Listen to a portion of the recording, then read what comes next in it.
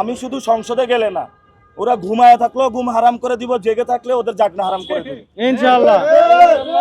ঢাকা শহরে সবাই জানে মির্জা আব্বাস চাঁদাবাজ। ঠিক। শরীফ ওসমান হাদির সিম্পেথি আমি নিচ্ছি না।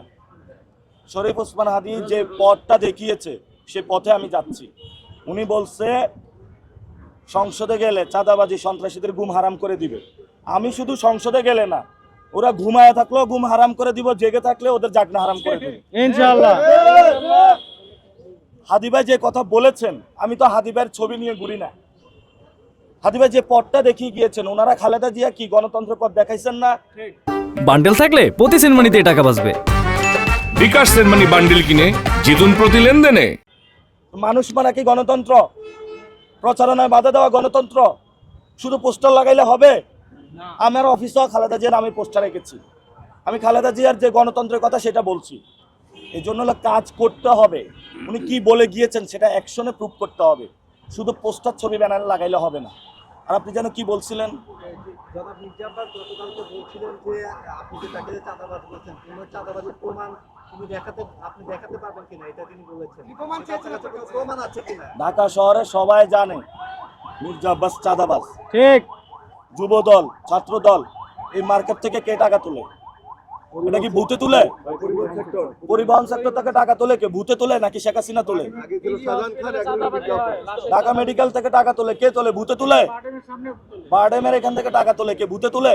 এগুলো তো ভূতে তুলে না। ওই ভূতটা হলো মির্জা আব্বাস। এটা হাওয়ার মধ্যে থাকে আর একটা সন্ত্রাসী বাহিনী পালে। চাঁদাবাজি করে, ও টাকা দেওয়ার সময় কে চাঁদা রসিদ দেয় নাকি? তো তাহলে যারা এই দোকানপাটে যেখানে প্রবলেমগুলো চলতেছে, 12 তারিখের পরে দেখবেন সবাই এসে মুখ খোলা শুরু করবে। প্রমাণ নিয়ে শেষ করতে পারবেন না, অনেক প্রমাণ আসতেছে। এই যে দুর্নীতি, মির্জা আব্বাসের দুর্নীতি, আপনারা পত্রিকা দেখেন নাই, আপনারা পড়েন নাই মির্জা আব্বাস যে দুর্নীতি করছে?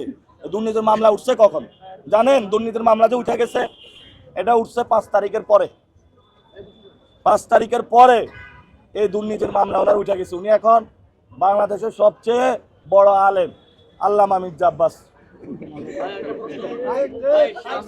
এখানে এলাকা এলাকা এমনি উনি করে দিছে। মানুষ বলে যায় কানে বললে মির্জা আব্বাস চাঁদাবাজ। ওটা উনি যে যা করে এটার মাধ্যমে ওনার প্রচারণা। এখন ওনার আমি প্রচারণা করে দিচ্ছি আজকে ভালো করে। আল্লামা মির্জা আব্বাস ঢাকা হাটে চাঁদাবাজি করে, সন্ত্রাসী করে, দুর্নীতি করে এবং এই যে গণপূর্ত মন্ত্রণালয়ে টেন্ডারবাজি করে এবং সে দুর্নীতি করেছে। এখন এটা যদি তার প্রচারণা হয় তাহলে ভালো। আপনারা প্লিজ ঢাকা 8 আসনের বাসিন্দাদেরকে বলতেছি, এবার যদি আপনি দাঁড়ে শীষে ভোট দেন, আপনি একটা সন্ত্রাসীকে ভোট দিলেন।